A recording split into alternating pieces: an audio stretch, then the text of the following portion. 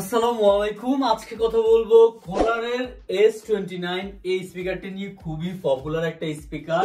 এই স্পিকারটি একটা কথা বলে, এখানে কিন্তু বেশ কিছু কালার আছে। হ্যাঁ, আপনি black, gold, silver, red, blue এবং হোয়াইট, গ্রে, এই অনেকগুলো কালার কিন্তু আছে। বাংলাদেশে অ্যাভেলেবল হচ্ছে সিলভার, রেড এবং হচ্ছে ব্ল্যাক, বাকিগুলো খুব একটা পাওয়া যায় না। এই হচ্ছে স্পিকারটি। হ্যাঁ, share your music, share your love.